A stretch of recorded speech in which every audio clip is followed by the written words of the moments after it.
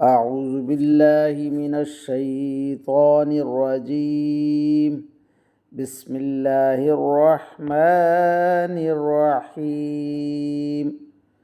ولما وقع عليهم الرجز قالوا يا موسى ادع لنا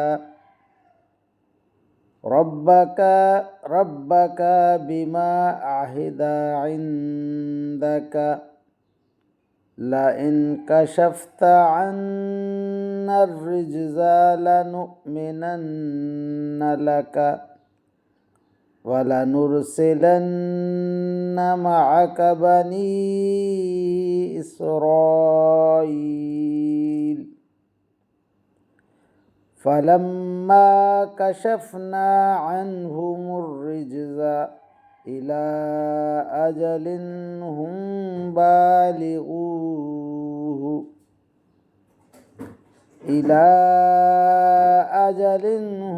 بالغوه إذا هم ينكثون.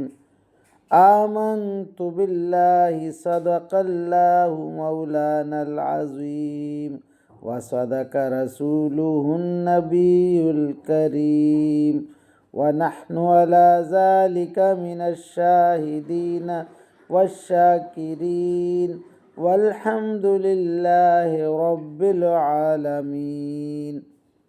ابھی آپ کے سامنے سورہ الاعراف کی آیت نمبر 134 تا 135 کی تلاوت کی گئی۔ انشاءاللہ کچھ ہی دیر بعد عزت مآب راؤ شاہ نواز صاحب انہی آیات کا ترجمہ، تشریح اور تفسیر بیان فرمائیں گے۔ اللہ تعالیٰ سے دعا ہے کہ ہمارا پڑھنا، آپ لوگوں کا سننا اللہ تعالیٰ قبول و منظور فرمائے اور اس پر عمل کی توفیق عطا فرمائے، آمین یا رب العالمین۔ اعوذ باللہ من الشیطان الرجیم، بسم اللہ الرحمن الرحیم۔ ملتان سے راؤ شاہ نواز تمام دوستوں کو السلام علیکم ورحمۃ اللہ وبرکاتہ۔ دوستان گرامی، آپ کے سامنے سورہ اعراف کی آیت نمبر 134 اور 135 کی تلاوت کی گئی۔ اب انہی آیات کریمہ کی آسان تشریح ترجمہ مفتی تقی عثمانی کا لکھا ہوا اور تفسیر ابن کثیر سے حاضر خدمت ہے۔ اللہ تعالیٰ قرآن پاک میں ارشاد فرما رہا ہے، اور جب ان پر عذاب آ پڑتا تو وہ کہتے کہ اے موسیٰ، تمہارے پاس اللہ کا جو عہد ہے اس کا واسطہ دے کر ہمارے لیے اپنے رب سے دعا کرو کہ یہ عذاب ہم پر سے دور ہو جائے، اور اگر واقعی تم نے ہم پر سے یہ عذاب ہٹا دیا تو ہم تمہاری بات مان لیں گے اور بنی اسرائیل کو ضرور تمہارے ساتھ بھیج دیں گے۔ پھر جب ہم نے ان پر سے عذاب کو اتنی مدت تک ہٹا لیتے جس تک انہیں پہنچنا ہی تھا تو وہ ایک دم اپنے وعدے سے پھر جاتے۔ اللہ اکبر۔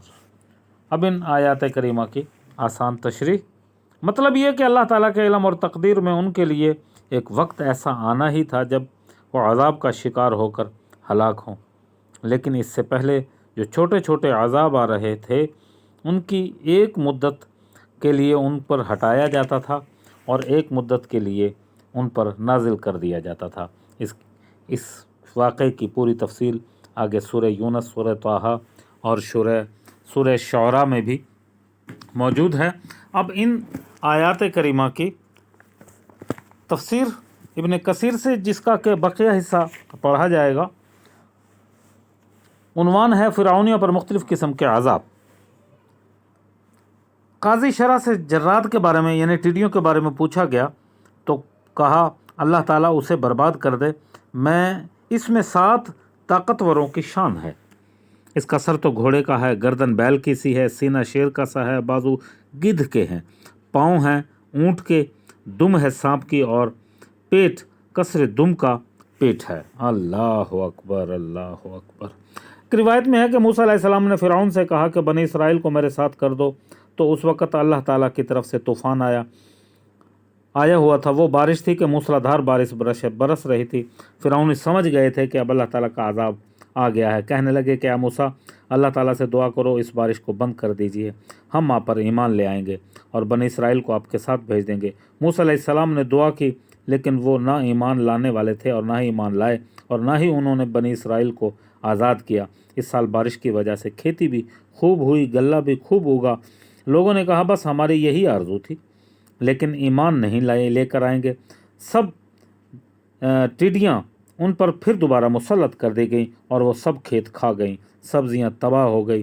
वो समझ गए कि अब फसल बाकी नहीं रहेगी। मूसा अलैहिस्सलाम से कहा कि इसको अजाब को हटवा दीजिए, हम ईमान ले आएंगे।